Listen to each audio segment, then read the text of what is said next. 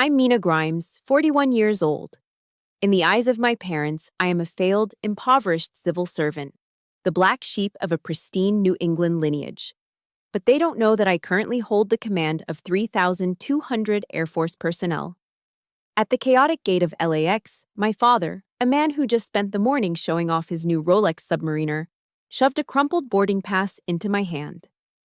Your mother, Patrick, and I are in business class, he announced loudly, his voice carrying over the heads of the weary travelers around us. And here is yours, economy, middle seat, row 48, right up against the lavatory. I didn't want you to feel self-conscious about your financial situation by sitting in our class. It's better if you're with your own kind. Next to him, my brother Patrick smoothed the lapel of his Armani suit, a smirk playing on his lips as he looked at me with the pity one reserves for a stray dog. I gripped that ticket until my knuckles turned white. They expected me to bow my head and whisper a thank you, just like always. But not today. Today, my C-17 Globemaster III is waiting on the tarmac. If you are tired of being disrespected by the very people who are supposed to love you, comment "Justice" below and subscribe. You're going to want to see the blood drain from their faces when I pin my stars on my shoulders. The air inside the PCAF Command Center at Joint Base Pearl Harbor Hickam tasted like stale coffee and ozone. It was a controlled chaos that I had lived in for 20 years. A symphony of ringing phones, clacking keyboards, and low, urgent voices speaking the universal language of the United States Air Force. General, we have updated telemetry on Tropical Storm Hina. A major called out from the lower pit, his eyes glued to the massive wall of screens dominating the room. Wind speeds are increasing. It's upgrading to a typhoon in the next 4 hours. I stood on the command deck, arms crossed, staring at the swirling red mass on the digital map that was threatening to swallow the Pacific. I hadn't slept in 72 hours. My eyes felt like they were filled with sand, and every muscle in my back was pulled tight as a bowstring. "Sit rep on the birds," I ordered, my voice raspy but steady. 127 aircraft secured or airborne, ma'am, Colonel Fitch replied from my right. C-17s are diverting to Guam. The F-22 Raptors are already hangared in concrete. We are at Zulu time, +4, on the evacuation protocol. Good, I nodded, watching the logistical ballet of billions of dollars of military assets moving under my command. Keep the lines open to DC. I want hourly updates. General Colin Powell once said, "Leadership is solving problems." That quote was taped to the bottom of my monitor. Right now, my problem was a 100-mile-wide storm system. I could handle that. I could handle the pressure of national security. I could handle the weight of 3,000 lives depending on my decisions. Then, my personal cell phone buzzed in my pocket. It wasn't the red line. It wasn't the president. It was a customized ringtone I hadn't had the heart to change in a decade. Mom. I hesitated. The room was buzzing with the intensity of an impending natural disaster. I should have let it go to voicemail. I was a brigadier general. But the conditioning of a lifetime is stronger than military discipline. I stepped back into the shadows of the alcove, away from the prying eyes of my subordinates, and swiped the green button. "Hello, Mom." "Mina, finally." Linda Grimes's voice floated through the line, crystal clear and utterly detached from reality. I could hear the clinking of fine china in the background. She was likely at the country club in Connecticut. "I've been trying to reach you all morning. It's about the wedding in Maui." "Mom, I'm a little busy right now," I said, pressing a hand to my forehead. "There's a situation here in the Pacific. A storm." "Oh, stop being dramatic, Mina," she cut me off, her tone breezy and dismissive. "It's always some situation with your little government job. Listen, I need to know if you think salmon or coral is a better color for the napkins at the rehearsal dinner. Mrs. Calloway is insisting on coral, but I think it looks tacky." I closed my eyes, taking a deep breath. Behind me, a lieutenant was shouting coordinates for a rescue helo. "Mom," I said, keeping my voice low. "I really can't talk about napkins. We are evacuating planes. The weather is bad." "Well, I hope you've asked your supervisor for the time off," she continued, completely ignoring me. "I don't want a repeat of last Christmas where you claimed you had duty." "It's embarrassing, Mina." Telling people my daughter can't come to a family event because she's stuck filing paperwork in a basement somewhere. Paperwork. I looked up at the giant screen. I was currently authorizing the movement of a carrier strike group's support wing. I'll be there, Mom, I said, the familiar taste of defeat rising in my throat. I have leave. Good, she sniffed. Because Patrick just arrived. He closed that merger in Manhattan yesterday. $1 million bonus, Mina. Can you imagine? He's treating us all to a spa day at the Grand Wiley before the wedding. He's such a generous soul. He even offered to pay for your rental car since he knows things are tight for you. The comparison hit me like a physical blow. It was the old 1-2 punch. First, minimize my existence. Second, deify Patrick. That's nice of him, I said, my voice flat. I was a stoic. I had to be. Emotion was a luxury I couldn't afford, not here, and certainly not with her. Just try to look presentable, dear, Mom added, her voice dropping to a conspiratorial whisper. Don't wear those cargo pants or whatever it is you wear to work. We'll be with the Callaways. They are Harvard people, Mina. Try to blend in.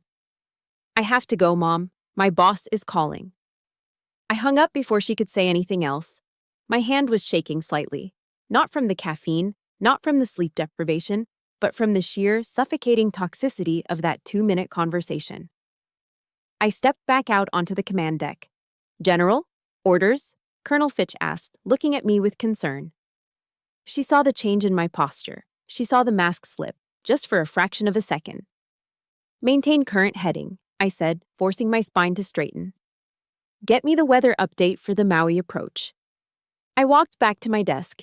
Sitting there, amidst the classified documents and satellite photos, was a cream-colored envelope with gold embossing. The wedding invitation. Patrick Grimes and Jessica Calloway.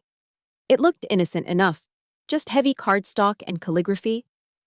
But as I stared at it, the roar of the command center faded into a dull hum.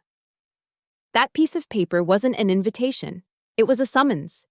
It was a court order to return to a world where I wasn't a general, where I wasn't a leader, where I was just Mina. The disappointment, the charity case, the invisible child sitting in the shadow of the golden sun. I picked it up, feeling the expensive texture under my rough, calloused fingertips. I had faced enemy fire in the Middle East. I had landed planes on runways bombed into Swiss cheese. But the thought of getting on that plane to meet them terrified me more than the typhoon raging outside. General. Fitch pressed again. I shoved the invitation into my pocket, burying it deep. I'm here, I said, though I wasn't sure if I was lying. Let's get these birds on the ground. My quarters on the base were sparse. I didn't keep much, a habit learned from 2 decades of being deployed at a moment's notice. But in the back of my small, standard-issue closet, hanging inside a garment bag that smelled faintly of cedar and pride, was my mess dress. I unzipped the bag slowly. The midnight blue fabric caught the dim light of the room. It was the most formal uniform in the United States Air Force. It wasn't just clothing. It was a biography woven in thread. The silver braid on the sleeves, the cummerbund, the miniature medals that clinked softly against each other. Each one represented a time I had survived, led, or excelled. The Legion of Merit, the Bronze Star. To anyone else, this uniform commanded instant silence and respect. To my family, it was a Halloween costume. It was a reminder that their daughter had chosen to be a government grunt instead of a trophy wife. My hand hovered over the silver stars on the shoulder boards. Touching them triggered a memory so vivid I could almost smell the expensive scotch my father liked to drink. I was 18 years old. It was a humid afternoon in our Connecticut living room. I had just sprinted home from the mailbox, waving a thick envelope stamped with the Department of Defense seal. "Dad! Mom!" I had shouted, bursting onto the patio. I got into the academy. The United States Air Force Academy, USAFA. It was harder to get into than Harvard. It was 4 years of hell in Colorado Springs that would forge me into an officer. I expected hugs. I expected champagne. Robert Grimes didn't even look up from his Wall Street Journal. He just took a sip of his iced tea, the ice cubes clinking with a sound that suddenly felt very cold. The Air Force, he said, his voice dripping with disappointment. Mina, we talked about this. There's a perfectly good community college 20 minutes away. You could study art history. You could meet a nice young man from a good family. But Dad, this is a full scholarship. It's service. It's honor, I pleaded, my heart sinking into my sneakers. It's a place for men, Mina, he said, finally looking at me with eyes that were tired of my ambition. Who is going to want to marry a woman who wears combat boots? You're ruining your prospects. That was the beginning. The divide started there, a hairline fracture that would eventually become a canyon. Over the next 4 years, the comparison game began. While I was in the mountains of Colorado, learning how to survive in the wilderness with nothing but a knife and a parachute cord, my brother Patrick was getting his MBA at Wharton. Every phone call home was a monologue about Patrick. Patrick got an A in microeconomics, Mom would chirp. He's going to be a titan of industry. I wanted to tell her that I had just passed my solo flight check in a T-38 Talon, breaking the sound barrier at 30,000 feet. But I knew she wouldn't care. To them, Patrick was building wealth. I was just playing soldier. But the memory that stung the most, the one that made my hand tremble as I touched my uniform now, was from Patrick's engagement party 3 years ago.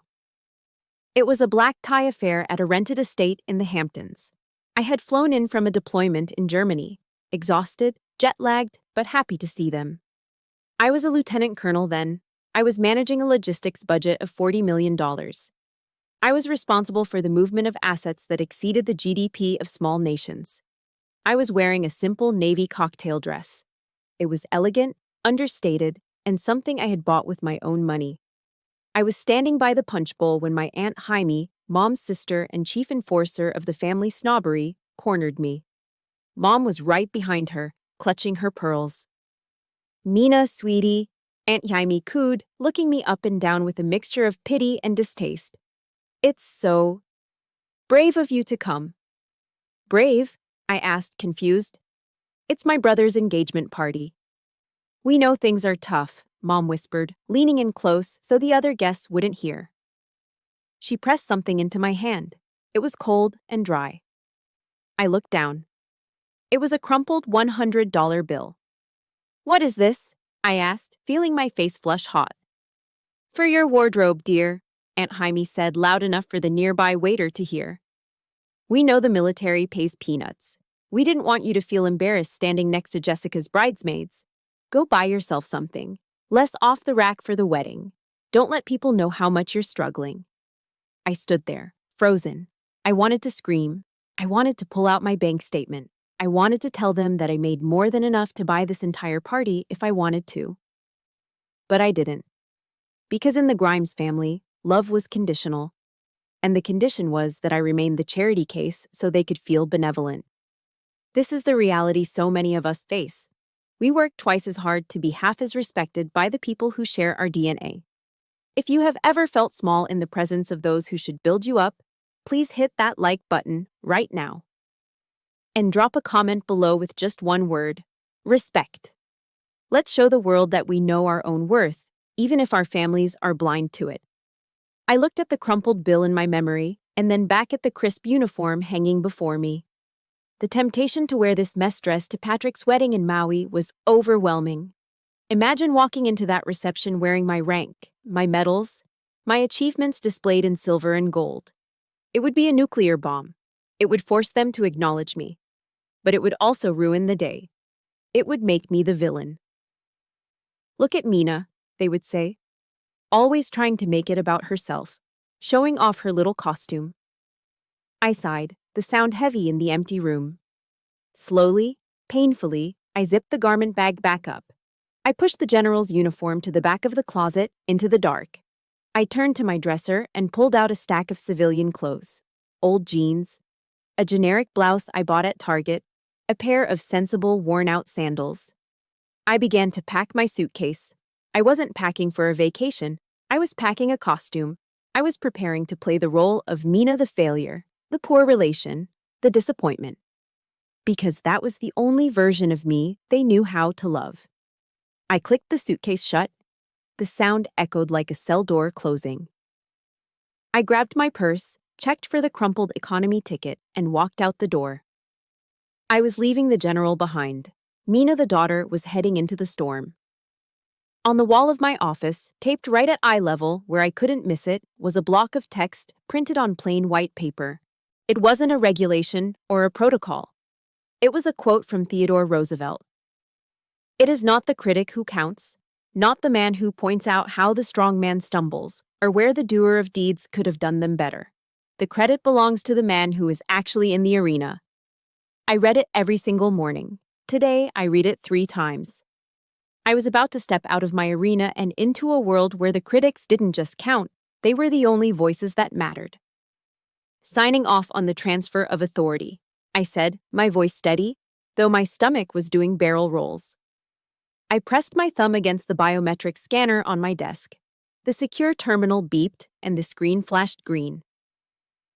"Command authority transferred. Call Marissa Fitch." Colonel Fitch was standing on the other side of my desk. She was a firecracker of a woman from Texas, sharp as a tack and fiercely loyal. She watched me slide the heavy cryptographic keycard across the mahogany surface toward her. "You have the con, Marissa," I said. "Keep an eye on that typhoon. If it shifts north, trigger the Guam contingency immediately." "Understood, General," Fitch said, picking up the keycard. But she didn't leave. She stood there, arms crossed over her flight suit, staring at me. Her eyes traveled from my face down to my outfit, the faded beige blouse and the loose-fitting jeans I had changed into. She let out a snort that was decidedly unmilitary. "With all due respect, ma'am," she drawled, "you look like you're about to go coupon clipping at a grocery store, not attending a high-society wedding." I picked up my purse, a generic leather bag I'd bought at an outlet mall 5 years ago. "That's the point, Marissa. It's camouflage." Fitch shook her head, her expression darkening. She walked around the desk, invading my personal space in a way only a best friend and second-in-command could. "I don't get it, Mina. I really don't," she said, her voice dropping to a harsh whisper. "You are a brigadier general in the United States Air Force. You command a wing of strategic airlift capabilities. You have a star on your shoulder. Why in God's name are you letting your family treat you like you're some unemployed drifter?" I sighed, looking past her to the window, where the gray sky was threatening rain. "They know I have a job, Marissa. They just don't understand what it is." "So tell them." Fitch threw her hands up. "Tell them you outrank every person in that country club they worship. Tell them you have the president on speed dial." "If I tell them I'm a general," I said, making air quotes, "my father will nod and ask if that means I'm the general manager of the motor pool." To Robert and Linda Grimes, government work is just administration. It's filing cabinets and waiting in line at the DMV.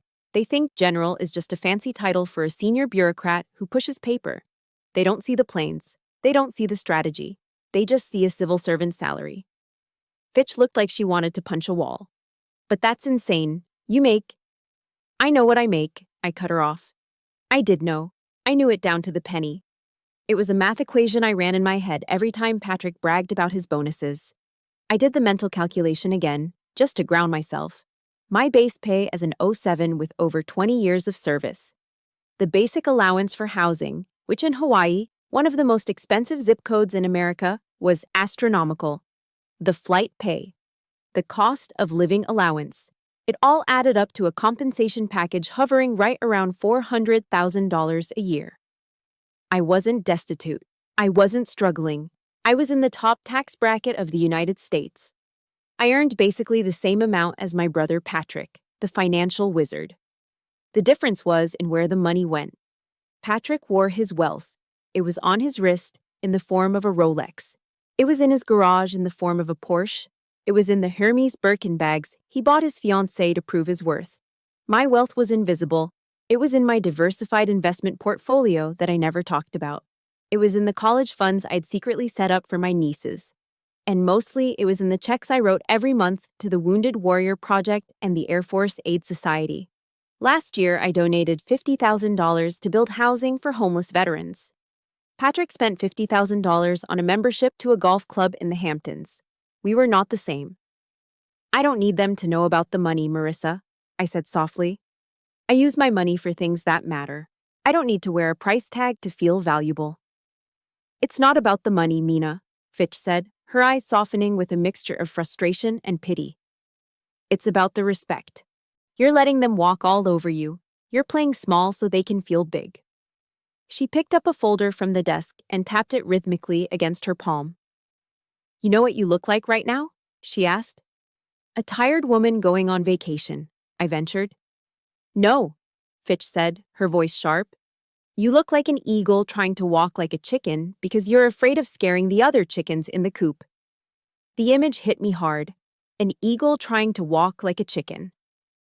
They are my family, Marissa, I said, feeling the old familiar defensive walls going up. I just want to keep the peace. It's just for a weekend. I can handle it. I'm a stoic, remember? Being a stoic means enduring pain you can't change, Fitch countered. It doesn't mean volunteering for abuse you don't deserve. She walked over to the heavy steel door of the office and held it open for me. The noise of the outer office, the ringing phones, the chatter of the staff flooded back in. Go, Fitch said. But do me a favor, General.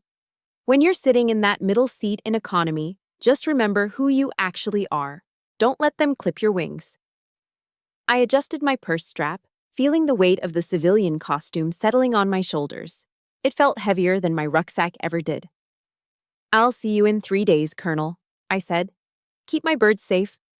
I always do, she replied. I walked out of the command suite, past the young airmen who snapped to attention as I passed, even in my plain clothes. They knew who I was. They respected me. As I stepped out of the air-conditioned building into the humid pre-storm air of Hawaii, I felt a knot of dread tighten in my stomach. Behind me was the world where I was a general. Ahead of me was the world where I was nothing. I walked toward my car, a sensible 4-year-old Honda Accord. Patrick would have laughed at it. He would have called it a commuter car. I got in, gripped the steering wheel, and took a deep breath. The man in the arena, I repeated to myself, the face marred by dust and sweat and blood. I was leaving the arena, and I was heading straight into the lion's den.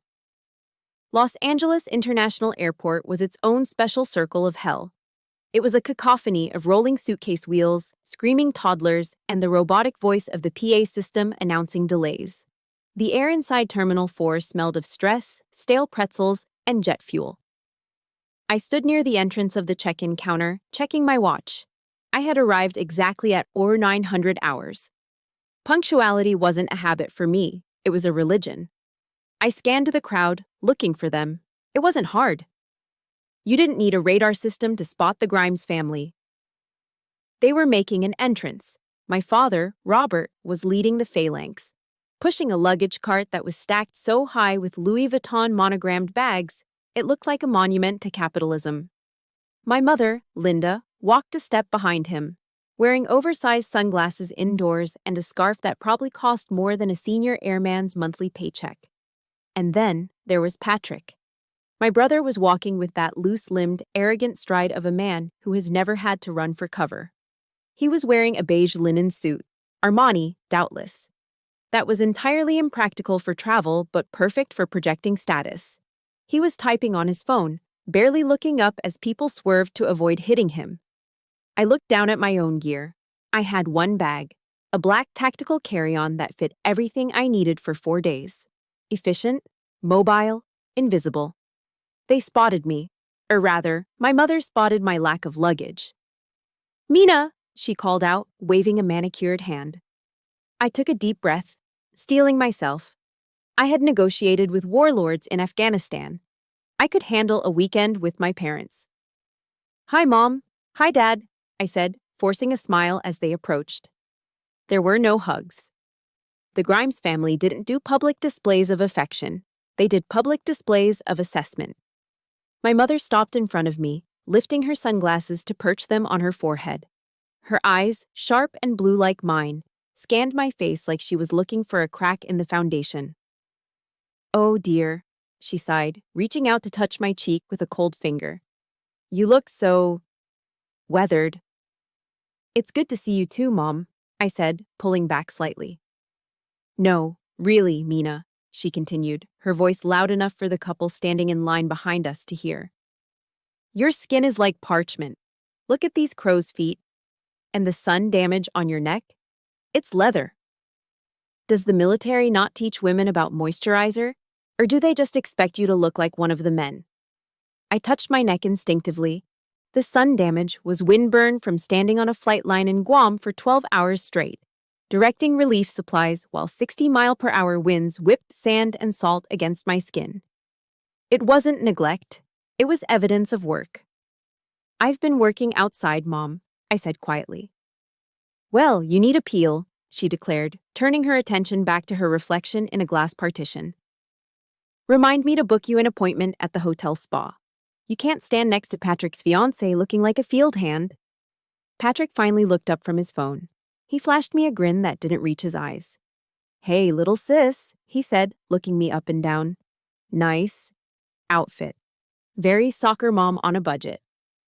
It's comfortable, Patrick, I replied, gripping the handle of my bag tighter. Comfort is for people who can't afford style, he quipped, checking his reflection in his phone screen. You know, I just flew first class on Emirates to Dubai last month. Now that is travel. Private suite, shower on the plane, caviar service. You should try it sometime. Oh, wait. I guess you don't get those perks flying cargo out of dusty little bases in the middle of nowhere, do you? I fly on C-17s, Patrick, I said. They are engineering marvels. They are flying dump trucks, he laughed, dismissing the pride of the Air Force with a wave of his hand. But hey, to each their own. I guess someone has to haul the boxes. We began to move toward the check-in counters. The line for economy was snaking back toward the door, while the priority access lane was empty. So, Patrick said, falling into step beside me as Dad maneuvered the luggage cart. Did you have to beg your boss for this time off? I know hourly employees get penalized for missing shifts. I stopped walking. The insult was so casual, so effortless. I am not an hourly employee, Patrick, I said, my voice hardening. I am a salaried officer. Right, he chuckled, patting my shoulder condescendingly. But I know government salaries. It's tight. Look, if you're losing money by being here, if they're docking your pay or whatever, just let me know. I can compensate you for the lost wages. I don't want you stressing about rent while we're trying to celebrate. Compensate me. The rage flared up in my chest, hot and sudden. He was offering to throw me pennies while I managed a budget that could buy his entire investment firm. I don't need your money, I said through gritted teeth. Don't be proud, Mina, Dad chimed in from the front, not even turning around. Patrick is just being generous. He's the golden boy for a reason. You should be grateful he looks out for you. I swallowed the bile rising in my throat. I needed to change the subject before I said something that would get me court-martialed by my own mother. Actually, Dad, I said, trying to engage him, I had a pretty intense week. We were coordinating a massive storm relief operation out of Guam. We had to route ships and aircraft around a typhoon to get medical supplies to... Storms. Always storms, Dad interrupted, cutting me off with a bored wave of his hand. It's so gloomy, Mina. Nobody wants to hear about disasters on a vacation. He turned his beaming face toward Patrick. Son, tell me again about that new driver you bought. And the 14th hole at Pebble Beach. Now that is a story. Oh, it was epic, Dad, Patrick launched in, his voice booming with self-importance. So the wind was coming off the ocean, right? And I had this impossible lie. I stood there, surrounded by the noise of the terminal, feeling completely silenced. I had just saved thousands of lives. I had outmaneuvered a typhoon. But in the Grimes family hierarchy, my heroism was boring. Patrick's golf game was legendary. I looked at their backs as they walked toward the first-class check-in, leaving me trailing behind with my single bag. They didn't even look to see if I was following. They assumed I would. I always did. I was the satellite orbiting their sun, dark and cold and necessary only to show them how bright they shone. But as I watched Patrick gesture expansively, knocking into a passerby without apologizing, a thought crystallized in my mind. Enjoy the show, Patrick, I thought, because the curtain is about to drop. I adjusted my grip on my bag and followed them into the lion's den. The overhead speaker chimed with that familiar, cheerful tone that always precedes a stampede. Ladies and gentlemen, we are now ready to begin pre-boarding for Flight 294 to Maui. We welcome our first class and Diamond Medallion passengers to board at this time through the priority lane. The air around Gate 42 shifted. It was a physical division of humanity. On the left, the velvet rope was unhooked for the elite. On the right, the tired masses in Zone 5 shifted their backpacks and sighed, preparing for the long wait. My father, Robert, clapped his hands together. It was a sharp, authoritative sound that made my mother jump slightly. "All right, troops, that's us," he announced, beaming as if he had personally piloted the plane to the gate. He reached into the inner pocket of his blazer and pulled out a thick envelope. My heart hammered against my ribs. I knew what was coming. I'd prepared myself for it. I told myself I didn't care about legroom or hot towels. I was a soldier. I could sleep on a cargo pallet strapped to a Humvee. I could handle a coach seat. But it wasn't about the seat. It was about the gesture. Dad pulled out the boarding passes like a magician revealing cards. "Linda, darling," he said, handing a crisp, stiff card to my mother. "Row 2, window, away from the galley so you can nap." "Oh, thank you, Robert," Mom cooed, tucking it into her Chanel purse. "Patrick," Dad continued, handing the next one to my brother. "Row 3, aisle. I know you like to stretch out those legs, and I ordered you the scotch you like." Patrick took the ticket, flicking it with his thumb. "Nice. Thanks, Dad. I'll see if I can get some work done before we hit the island." Dad took the third ticket for himself. "And I'm right next to your mother."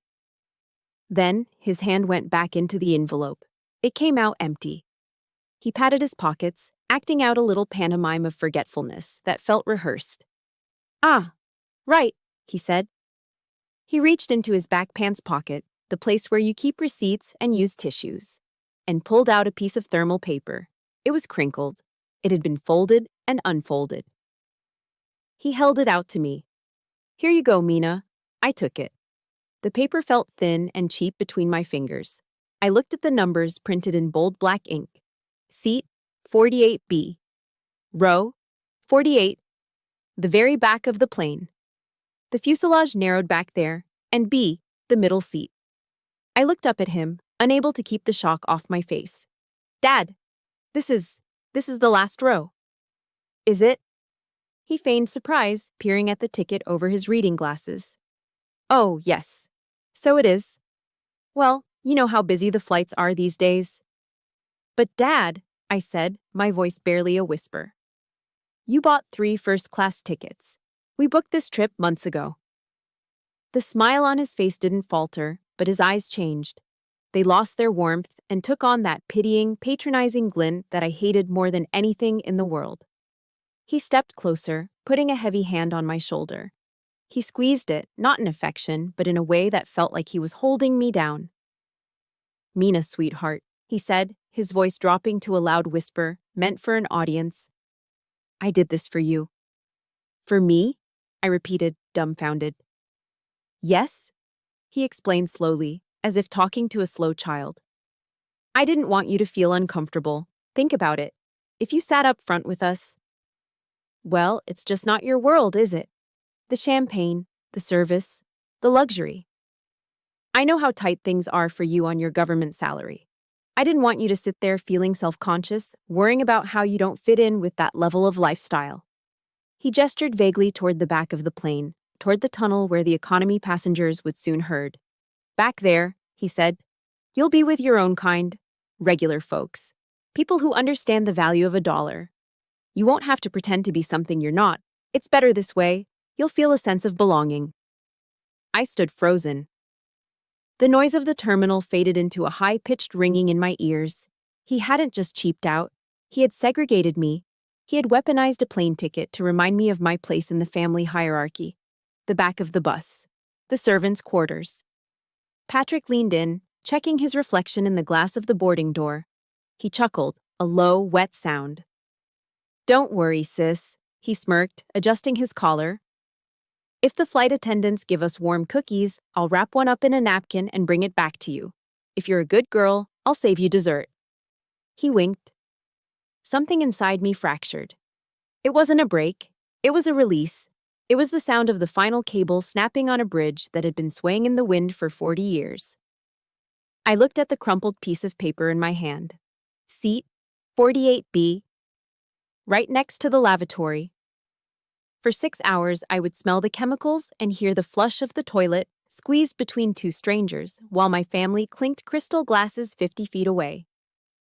I know I am not the only one who has felt this sting. That moment when your family goes out of their way to remind you that you are less than, that you don't deserve a seat at their table. If you are feeling this rage with me right now, smash that like button. And please comment justice below. Let me know you're ready to see the tables turn. My hand trembled. I wanted to tear the ticket into confetti and throw it in his face. I wanted to scream that I commanded billion-dollar assets, but I didn't. Not yet. At that exact second, my phone buzzed in my other hand. I looked down. The screen lit up with a message from Colonel Fitch. From KOL, Fitch, 0912 Zulu. Storm. Update, typhoon. Hina shifted north. The corridor is open. My bird is fueled and wheels up in 30 mics. The pilot says he has an empty jump seat in the cockpit with your name on it. You want a lift, General? I stared at the screen. My bird. A C-17 Globemaster III. 4 Pratt & Whitney engines. A flying fortress that could carry an Abrams tank. I looked at the crumpled ticket in my left hand. Row 48B. I looked at the text message in my right hand. The cockpit. I looked up at my father, who was turning away, ready to present his priority ticket to the gate agent. He thought the conversation was over. He thought he had put me in my box. A cold, calm clarity washed over me. The heat in my face vanished. My heart rate slowed to a combat rhythm. I didn't need their seat, I didn't need their pity, and I certainly didn't need their dessert. I took a breath, typed 2 letters in reply to Fitch, OMW, on my way. Then I looked at the back of my father's head. Dad, I said. My voice wasn't loud, but it cut through the noise of the gate like a knife. He turned around, annoyed. What is it now, Mina? We're boarding. I didn't step toward the economy lane. I didn't step toward him. I stood my ground, clutching the phone that held my salvation.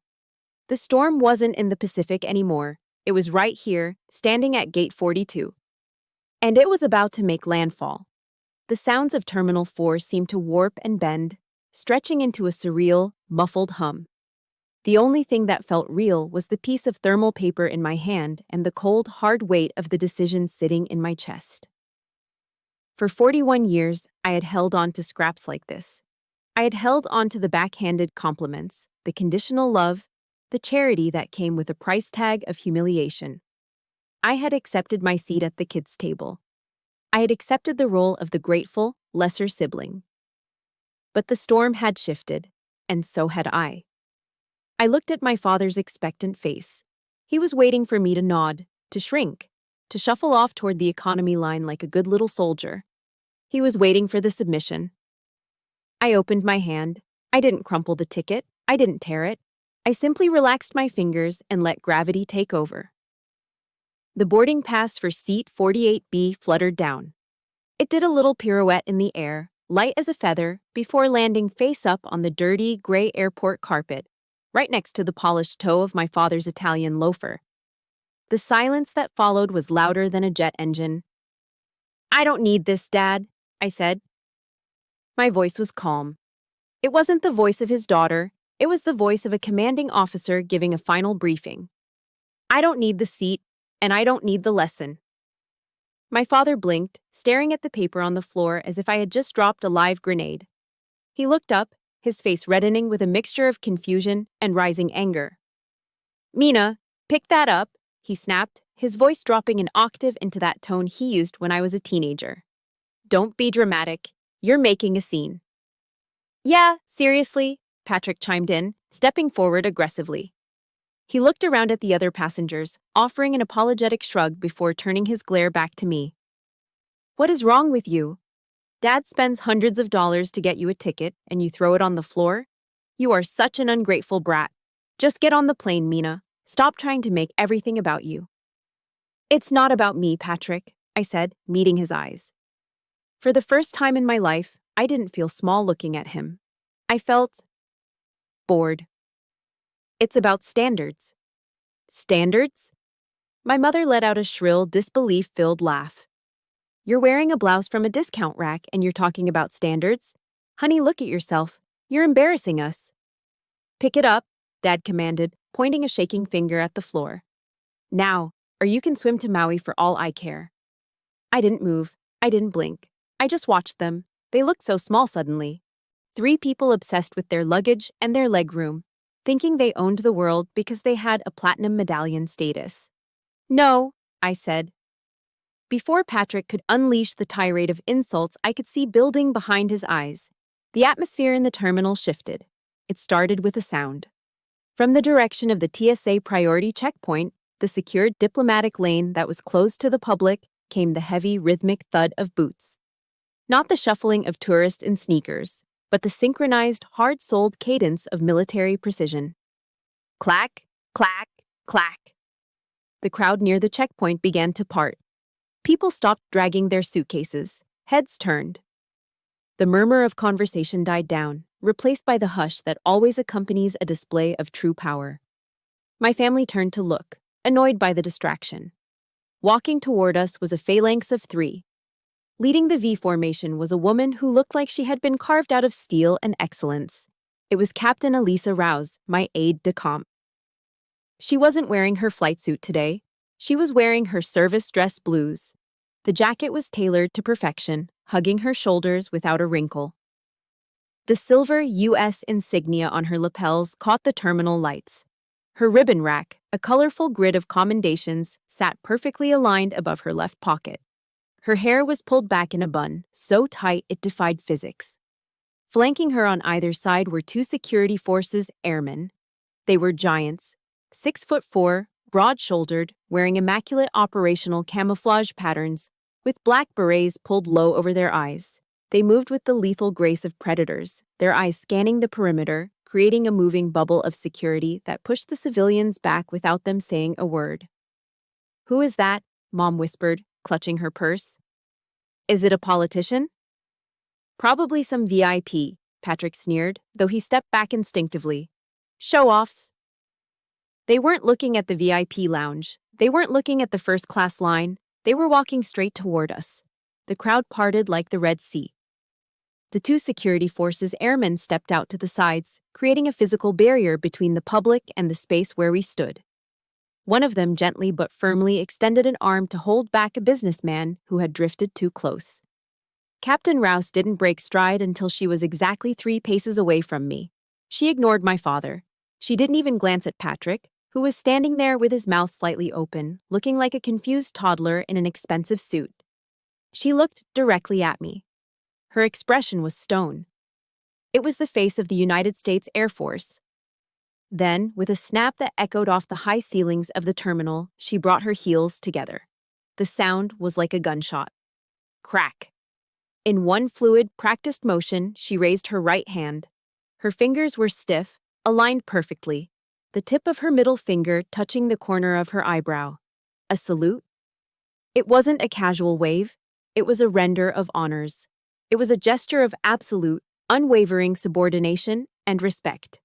The terminal had gone completely silent. Even the PA system seemed to pause. Captain Rouse held the salute, her eyes locked on mine. She wouldn't drop it until I returned it. That was the protocol. She was waiting for the superior officer. I slowly shifted my weight. I let my shoulders drop, shedding the posture of the beaten-down daughter and assuming the stance that I had earned through 20 years of blood and sacrifice. I raised my hand and returned the salute, crisp and sharp. "Captain," I said, dropping my hand. She cut her salute instantly, snapping back to the position of attention. "Ma'am." Her voice was clear, authoritative, and loud enough to be heard 3 gates away. "General Grimes." The words hung in the air. General Grimes. My father dropped the boarding passes. They scattered on the floor next to my economy ticket. "General?" My mother squeaked, the words sounding foreign on her tongue. Captain Rouse didn't acknowledge them. She kept her eyes fixed on me. "The flight plan has been filed, General," Rouse reported, her tone professional and urgent. Sitrep on Typhoon Hina shows a clean corridor. The C-17 is fueled and prepped on the tarmac. The crew is standing by for your arrival. She paused, then added, Command requested I escort you personally to the aircraft, ma'am. We have a convoy waiting curbside to take you to the flight line. We are ready to step on your order. I looked at Rouse, then I turned my head slowly to look at my family. They were frozen statues. Patrick's face had drained of all color. He looked from Captain Rouse's uniform to my face, then back to Rouse, his brain trying to compute an equation that didn't make sense. The sister he was going to buy dessert for was being addressed as a general by a woman who looked like she could kill him with a paperclip. My father's mouth was opening and closing, but no sound was coming out. He looked at the crumpled ticket on the floor, seat 48B, and then up at the stars on Captain Rouse's uniform, realizing they were subordinate to the woman standing in front of him. I adjusted the strap of my bag. I didn't need to shout. I didn't need to argue. The time for talking was over. Very good, Captain, I said, my voice cool and detached. Let's go. I have a plane to catch. Yes, ma'am, Rouse barked. She stepped aside, gesturing for me to lead the way. The two security forces giants turned, creating a protective phalanx around me. I took one step, then stopped. I turned back to my father one last time. He was staring at me with a look of absolute terror. You guys enjoy the flight, I said, gesturing vaguely to the commercial airliner outside the window. I hear the cookies in economy are delicious. I turned my back on them. I walked through the corridor of stunned onlookers, flanked by my soldiers, the sound of our boots drowning out the pathetic protests of the family I was leaving behind. Mina, stop this nonsense right now. My father's voice cracked, losing its cultivated country club baritone and pitching into something desperate and shrill. I didn't stop. I kept walking, my boots clicking in perfect rhythm with the heavy thud of the security forces' airmen flanking me. But Patrick, fueled by a lifetime of entitlement and the sudden, terrifying loss of control, jogged around the human wall of security to block my path. The two giant airmen tensed instantly, their hands twitching toward their belts. Stand down, I murmured softly. They held their ground but didn't tackle him. Patrick stood in front of me, his face flushed a blotchy red that clashed with his expensive linen suit. He was panting slightly, his eyes darting from Captain Rouse to me, trying to find the punchline of the joke. What is this? Patrick demanded, gesturing wildly at my entourage. Is this some kind of cosplay? Did you hire actors?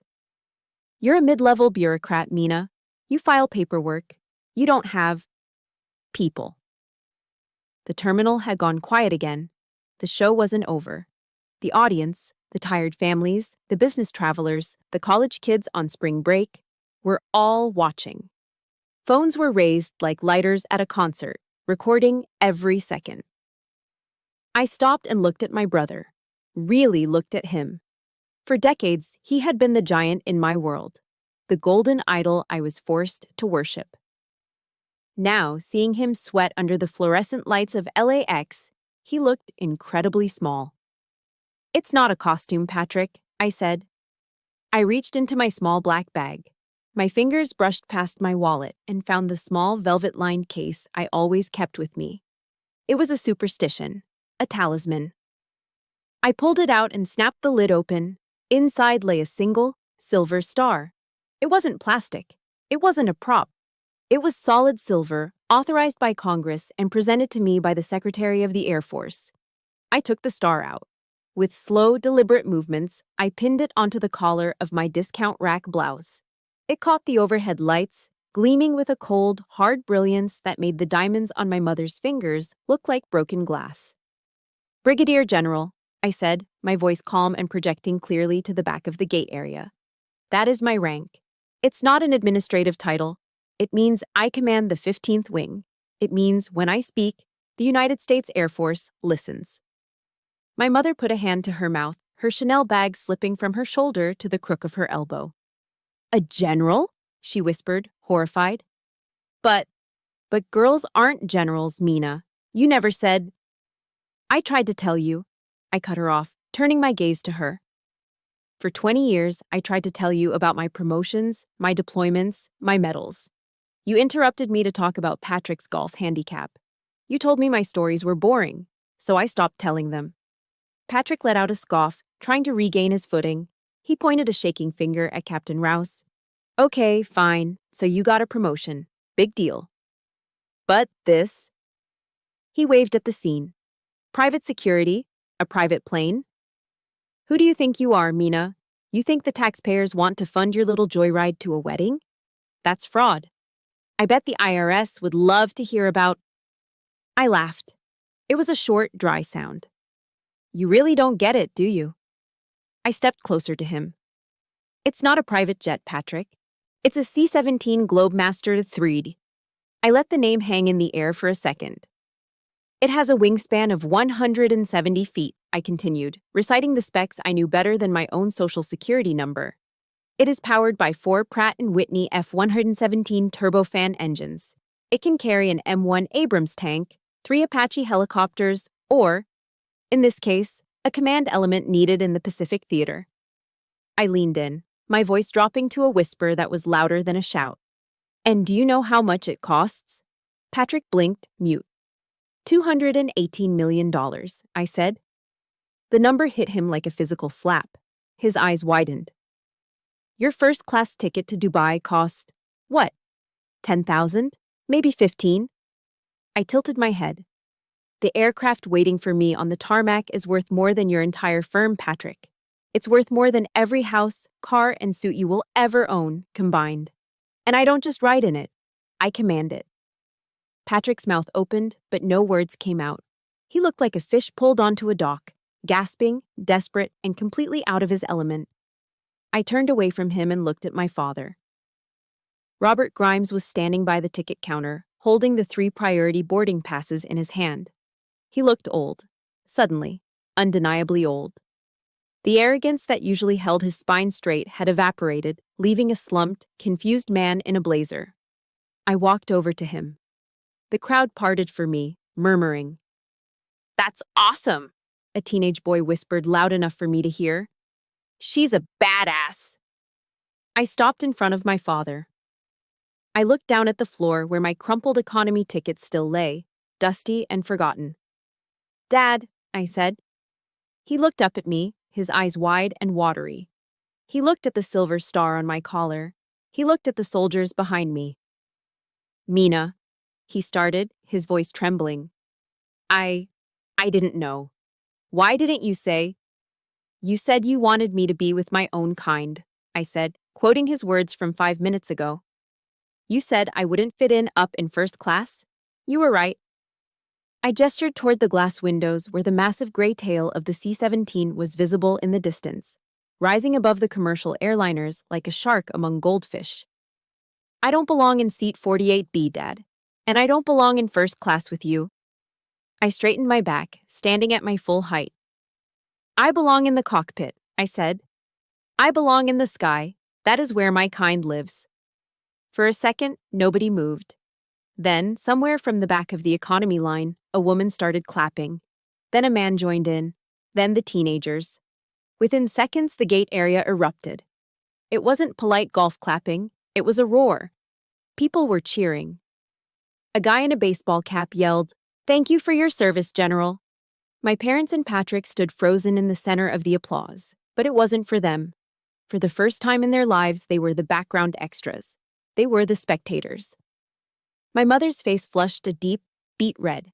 She tried to hide behind her sunglasses, but it was too late. Patrick looked down at his shoes, unable to meet the eyes of the people who were laughing at his earlier arrogance. I didn't smile. I didn't wave. This wasn't a performance for me. It was a correction of the record.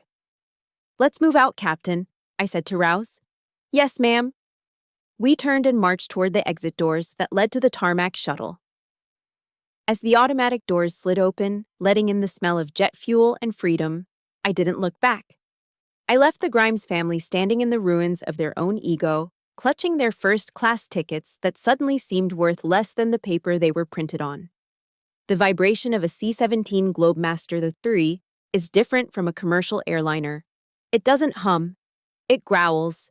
It is a low, guttural thrum of raw power that resonates right through the floorboards and into your bones. To most people, it's noise. To me, it's a lullaby. I sat in the jump seat behind the pilot and co-pilot, wearing a headset that blocked out the roar of the four Pratt& Whitney engines outside. The cockpit was a sanctuary of switches, dials, and illuminated screens. Smooth sailing all the way to Kihului, General. The pilot, a young major named Davis, said over the comms. We've got a tailwind pushing us. Estimated time of arrival is 30 minutes ahead of schedule. Copy that, Major, I replied, pressing the mic button. Good work navigating that corridor. I leaned back, adjusting my sunglasses. Classic aviators, standard issue, not a fashion statement like the ones my mother wore. Through the massive glass canopy, the Pacific Ocean stretched out like a sheet of hammered blue steel. Above us, the sky was a piercing, endless cobalt. I took a sip of the black coffee the loadmaster had brought me in a paper cup. It was bitter and hot, just the way I liked it. For the first time in days, the knot in my chest uncoiled. Up here, at 35,000 feet, the petty squabbles of the ground didn't exist. Up here, rank mattered. Competence mattered. Physics mattered. I thought about the crumpled ticket lying on the floor of LAX. Seat 48B. A seat designed for someone small, someone powerless. Then, a verse from Sunday school drifted into my mind. Unbidden, but welcome. Isaiah 40:31. But those who hope in the Lord will renew their strength. They will soar on wings like eagles. They will run and not grow weary. They will walk and not be faint. I looked at the silver star pinned to my collar, reflecting the sunlight. I wasn't walking anymore. I was soaring. But while I found peace in the stratosphere, the atmosphere was drastically different 5 miles to our west and 2,000 feet below us. Flight 294 was a flying pressure cooker. The first-class cabin of the commercial airliner was supposed to be an oasis of luxury, but for the Grimes family, it was a torture chamber upholstered in leather. Robert Grimes stared out the window, watching the clouds drift by. He hadn't spoken a word since takeoff. His glass of complimentary champagne sat untouched on the tray table, the bubbles going flat. He kept replaying the scene in the terminal, the salute, the hushed crowd, the way his daughter had looked at him with eyes that held no fear, only pity. "Robert," Linda whispered, leaning across the center console. Her face was pale, her makeup looking stark under the harsh cabin lighting. Is it real? Is she really a general?" Robert didn't turn his head. "You saw the ID, Linda. You saw the plane." "But how?" she hissed, wringing her hands. "She never said anything. I thought she was a clerk. I thought she answered phones for some colonel. Why didn't she tell us?" "Because we never asked," Robert said. His voice was hollow. It was the first honest thing he had said in 20 years. Across the aisle, Patrick was in a state of manic agitation. He had declined the hot towel service. He had ignored the flight attendant offering warm nuts. Instead, he had pulled out his credit card and paid $30 for the high-speed in-flight Wi-Fi. He needed to know. He needed to find a flaw. He needed to prove that this was all some elaborate lie, or at least that her rank wasn't that important. He opened Google on his phone and typed in the search bar with aggressive thumbs, Mina Grimes Air Force. He hit enter. The results loaded instantly, and Patrick's jaw tightened. The first result wasn't a LinkedIn profile or a government directory. It was a Wikipedia page. Brigadier General Mina J. Grimes. He clicked it. The photo at the top showed his sister, his failure of a sister, standing in full service dress, looking stern and commanding in front of an American flag. He scrolled down, his eyes skimming the text. Decorations: Distinguished Service Medal, Defense Superior Service Medal, Legion of Merit. Education: United States Air Force Academy, Distinguished Graduate. He scrolled further to the images. Mina shaking hands with the President of the United States in the Oval Office. Mina standing on the ramp of a cargo plane in Kabul, directing an evacuation while Marines stood guard around her. Mina cutting a ribbon at a new veterans hospital wing that she had fundraised for. "Unbelievable," Patrick muttered, slamming his phone down on his leg. "What is it?" Linda asked, leaning over. She's famous, Mom, Patrick spat out, the jealousy making his voice ugly. She's practically a celebrity in the military world. There are articles here calling her the Iron Lady of the Pacific. Why didn't she monetize this? She could have book deals, she could be on CNN, she's sitting on a gold mine and she's just doing the job. He couldn't comprehend it. To Patrick, success that wasn't broadcasted wasn't success. It was waste. I offered to pay for her lost wages, Patrick groaned, putting his head in his hands. I offered her $500. She commands a wing worth billions. The humiliation was total. He wasn't the golden boy anymore. He was the court jester who hadn't realized the queen was in the room. Far away from that bubble of jealousy, my reality was shifting gears as the island of Maui came into view. Touchdown in 2 minutes, General, Major Davis announced. The massive aircraft descended. But we didn't head for the commercial terminal where the tourists were lining up for lies. We banked toward the military tarmac of the adjacent airfield. The wheels kissed the concrete with a screech of rubber, and the giant bird slowed down, taxiing toward a private hangar. As the ramp lowered at the back of the plane, the warm, tropical air flooded the cargo hold. I walked down the ramp, my sunglasses still on. Waiting at the bottom wasn't a shuttle bus. It was a convoy of 2 black government SUVs, their engines idling. A master sergeant stood by the open door of the lead vehicle, snapping a salute as I approached. "Welcome to Maui, General," he said. "We have your transport to the hotel ready. We'll get you there before the civilian traffic hits." "Thank you, Sergeant," I said, climbing into the air-conditioned leather interior. By the time I was settling into the cool silence of the convoy, the commercial flight was just touching down at the main terminal. 20 minutes later, the Grimes family deplaned, tired and sweaty. They trudged through the long corridors to baggage claim, waited 30 minutes for the carousel to spit out their mountain of Louis Vuitton bags, and finally dragged the luggage out to the curb. "Where is the Uber?" Mom complained, fanning herself with a brochure. "It's so humid." "I'm trying," Patrick yelled, staring at his phone. "The app is surging. It's a 40-minute wait for an XL, and the price is insane." "Well, call a taxi," Dad snapped, wiping sweat from his forehead. "Look at the line, Dad." Patrick pointed. The taxi line snaked around the block. There were at least 50 people ahead of them. They stood there, miserable, in their expensive clothes, inhaling the exhaust fumes of the buses. Suddenly, sirens chirped. The traffic officer blew his whistle, stopping the flow of taxis and pedestrians. Make a hole! Make a hole! Official convoy coming through." A pair of police motorcycles roared past, lights flashing. Behind them, 2 sleek black SUVs with tinted windows glided through the traffic like sharks cutting through water. They didn't stop.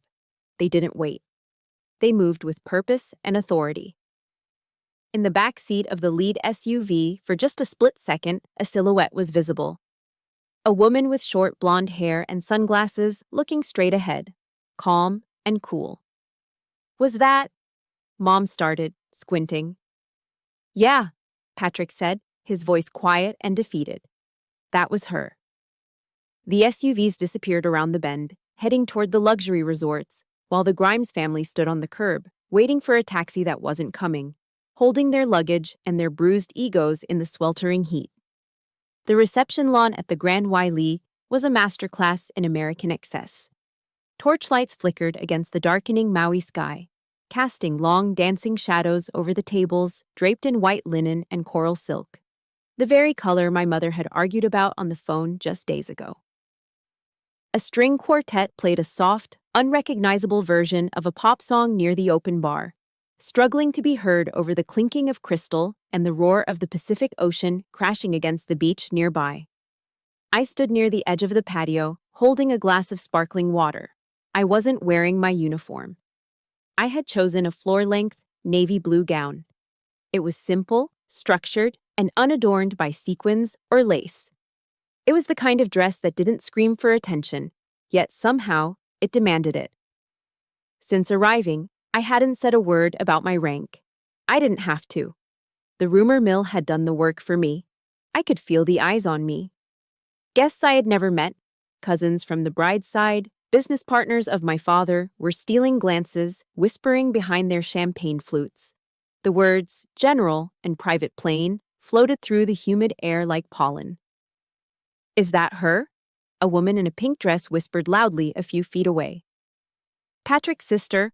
I heard she landed at the military base with a police escort. Yeah, her husband replied, looking at me with a nod of respect. She runs the whole airlift wing out here. Heavy hitter. I took a sip of water, feeling a calm amusement. For years, I had stood in the corners of rooms like this, feeling like the furniture. Tonight, I was the centerpiece. Mina. I turned. Patrick was approaching, a glass of scotch in his hand. He was wearing a white dinner jacket that made him look like a yacht captain in a bad movie. His face was tight, his smile plastered on with sheer force of will. You're causing a scene, he muttered, leaning in close so the nearby guests wouldn't hear. Everyone is asking about you. It's Jessica's day, you know, not the Mina show. I'm just standing here, Patrick, I said mildly. I haven't even made a toast. Well, try to blend in, he hissed. And don't bring up the plane again. It makes Dad look bad. Before I could respond, a hush fell over the group standing near the head table. A man was moving through the crowd, and he was cutting through the social strata like an icebreaker. It was Admiral Thomas Calloway, Jessica's father. He was a legend in the Navy before he retired. A 3-star vice admiral who had commanded fleets in the Persian Gulf. He was a man my father was desperate to impress, a man Patrick was terrified of. Admiral Calloway was tall, with a shock of white hair and a face weathered by decades of salt spray and command. He walked past the line of groomsmen. He walked past my father, who had started to extend a hand for a greeting. He walked right past Patrick, the groom, his own son-in-law. He stopped directly in front of me. The string quartet seemed to fade away. Patrick stood there, his glass halfway to his mouth, frozen. Admiral Calloway didn't offer me a limp social handshake. He extended a hand that felt like a block of oak. General Grimes, he boomed, his voice gravelly and warm. I heard you hitched a ride on a C-17 to get here, beating the storm. I took his hand, meeting his gaze firmly. Yes, Admiral. Necessity is the mother of invention, and the 15th Wing was heading this way for the Guam contingency anyway. Outstanding, Calloway grinned, a genuine expression that lit up his eyes. I worked with the 15th back in '04. Best logistics team in the Pacific. It's good to finally meet the officer keeping that machine running. Your reputation precedes you, General. Thank you, sir, I nodded. And congratulations on the wedding. Jessica looks beautiful. Patrick, realizing he was becoming invisible at his own wedding, stepped forward, practically elbowing his way into the circle. Yes, isn't she? Patrick said loudly, flashing his salesman smile. And speaking of logistics, Tom, you should see the bill for this setup. I told Jessica, spare no expense. We're projecting the ROI on this networking event to be huge. I've already handed out 3 business cards to your Navy buddies. The air grew instantly colder. Admiral Calloway slowly turned his head to look at Patrick. He looked at him the way a shark looks at a piece of driftwood, with total disinterest. This is a wedding, Patrick, not a board meeting, Calloway said dryly. And those Navy buddies are combat veterans. They aren't interested in your hedge fund. He turned his back on Patrick, effectively cutting him out of the conversation, and looked back at me. General, I'd love to get your take on the new strategic positioning in the South China Sea. I was reading your report on airlift capabilities last week. Sharp stuff. I'd be happy to discuss it, Admiral, I said. For the next 10 minutes, we spoke. We didn't talk about stock prices. We didn't talk about golf scores. We spoke the language of service, of duty, of the heavy burden of leadership. We spoke as equals. Patrick stood on the periphery, shifting his weight from foot to foot. He tried to interject once, making a joke about government spending, but the Admiral didn't even blink. And I simply raised an eyebrow. He was out of his depth. No amount of money in his bank account could buy him entry into this conversation. He was a tourist in a land where we were the natives. Across the lawn, sitting at the parents' table, my mother watched. Linda Grimes had spent 40 years curating an image. She valued the right clothes, the right schools, the right connections. She had spent her life apologizing for Mina. for her manly job, for her lack of a husband, for her poverty. But now she watched the most powerful man in the room, a man her husband fawned over, treating her failure of a daughter with a reverence he didn't show anyone else. She watched Mina's posture. She saw the way Mina held her head high, not with arrogance, but with the quiet assurance of someone who knows exactly who she is. She saw the Admiral laughing at something Mina said, a genuine laugh of camaraderie. For the first time, Linda didn't see the lack of a designer handbag. She didn't see the lack of a diamond ring. She saw power. "Robert," Linda whispered to my father, who was sullenly poking at his salad. "What?" he grunted. "Look at her," Linda said softly, her eyes fixed on me. "She's not just attending. She's holding court." "She's just talking shop," Robert muttered, though he couldn't take his eyes off the scene either. "No," Linda corrected him, a strange note of realization creeping into her voice. "She's impressive. I never thought she looked like us. But looking at her now, standing there with the Admiral, she looks better than us." It wasn't an apology. It wasn't a total transformation of character. But it was a crack in the armor. It was an admission that the yardstick they had used to measure me for 40 years had been broken all along. The Admiral finished his drink and patted my shoulder. "We need more officers like you, Mina," he said, dropping the title for a moment of personal sincerity. "Don't let the civilians grind you down. You're doing the Lord's work up there." "I'll do my best, sir," I smiled. As the Admiral walked away to join the bride, Patrick slumped visibly, his ego bruised purple.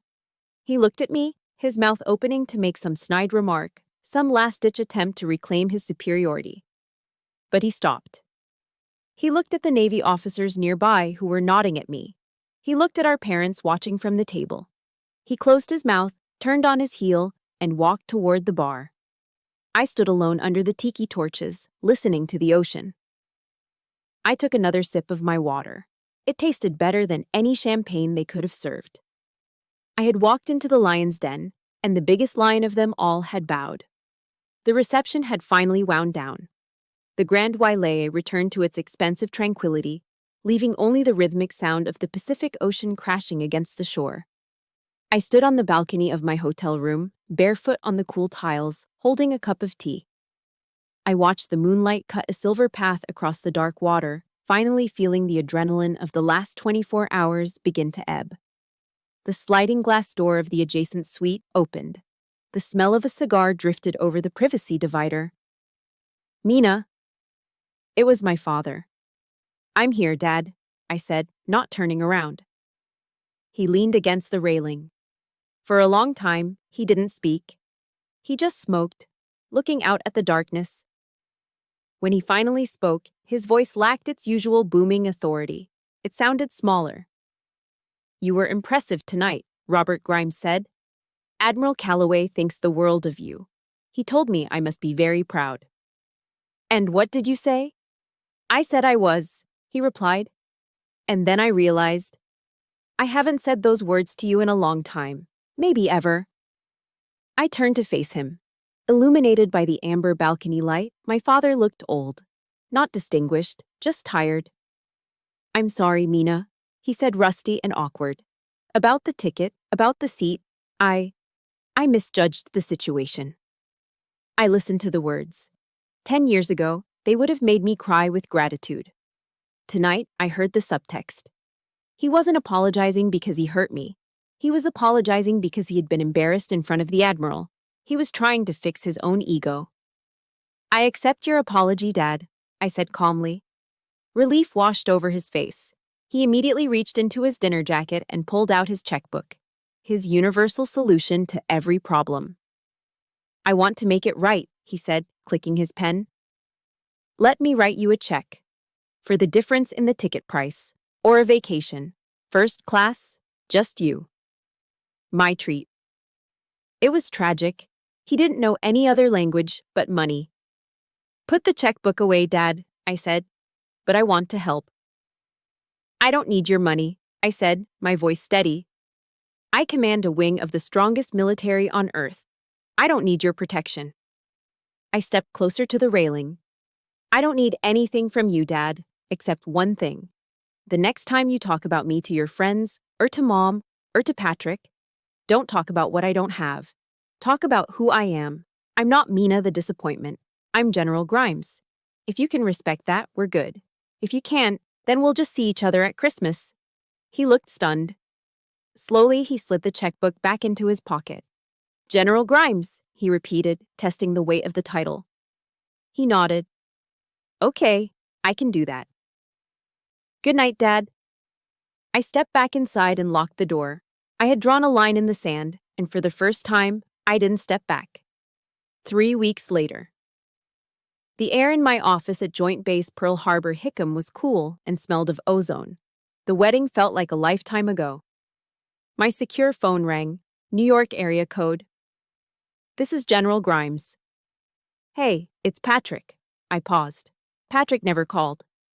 Hello, Patrick. Everything okay? Yeah, no. His voice sounded tinny and exhausted. The salesman bravado was gone. I just wanted to say, you were right. About what? About everything, he sighed. I looked up your salary. Then I looked up your command responsibilities. I felt like an idiot. You don't have to apologize. I do, he interrupted.